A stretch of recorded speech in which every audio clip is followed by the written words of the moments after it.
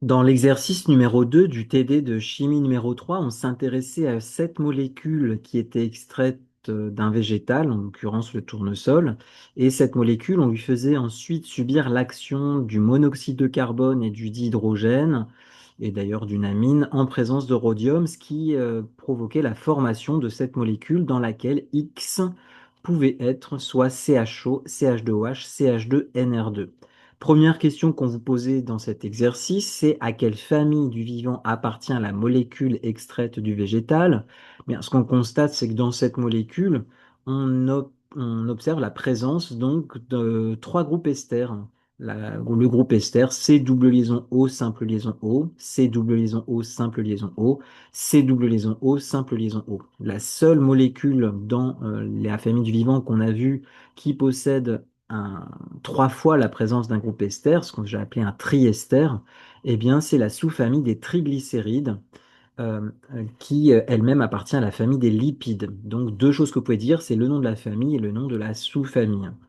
Alors, j'ai un peu devancé la réponse à la question qu'on vous posait ensuite, puisqu'on vous demandait à partir de quelle molécule est-ce qu'on peut synthétiser cette molécule.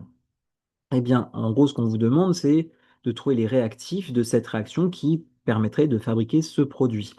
Alors, ce produit, d'ailleurs, j'ai pas tellement insisté précédemment, mais triester, bon, c'est ça qui permet tout de suite de dire que c'est un triglycéride de toute manière. Mais qu'est-ce que j'ai dans ce triester? Si je décompose finalement, si je décompose la partie gauche et la partie droite de cette molécule, imaginons que je casse au niveau de cette liaison carbone-oxygène, que je casse au niveau de cette liaison carbone-oxygène et de cette liaison carbone-oxygène, j'ai la partie gauche qui arrive qui serait cette structure-là. Alors je complète avec un H à chaque atome d'oxygène pour que ça fasse des groupes hydroxyles. Je retrouve ce que j'avais appelé le glycérol dans le cours.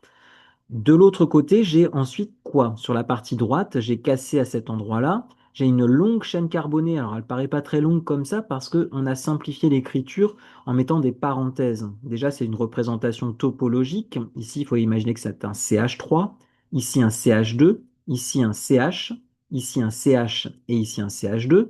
Mais ce CH2 et ce CH2, entre parenthèses, sont présents 7 fois.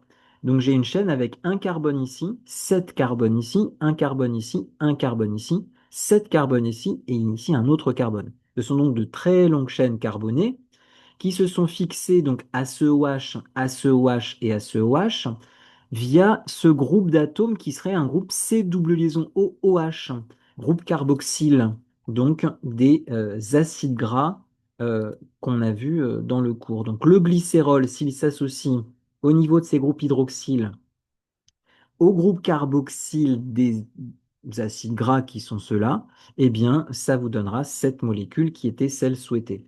Alors, j'ai précisé d'ailleurs que c'était un acide gras insaturé de par la présence d'une double liaison carbone-carbone dans la chaîne carbonée. Alors, si je veux être tout à fait rigoureux, cette réaction n'est pas encore équilibrée. Il y a un coefficient 3 ici parce qu'il y a bien trois fois ce groupe d'atomes sur la partie droite de la structure. Mais quand un groupe hydroxyle s'associe à un groupe carboxyle, en contrepartie, il y a élimination d'une molécule d'eau. Donc, vu que j'ai trois fois le groupe ester qui se forme par association d'un groupe hydroxyle et d'un groupe carboxyle, j'ai trois molécules d'eau qui sont éliminées. Et là, ma réaction est équilibrée. Question petit c, on vous demandait d'identifier les différents groupes caractéristiques finalement dans cette réaction, dans les différentes molécules de cette réaction. Bon, j'ai déjà plus ou moins donné la réponse. Dans le glycérol, j'ai trois groupes hydroxyles. Attention, on ne vous demande pas la famille, on vous demande le groupe, hein. Donc j'ai trois groupes hydroxyles caractéristiques de la famille des alcools.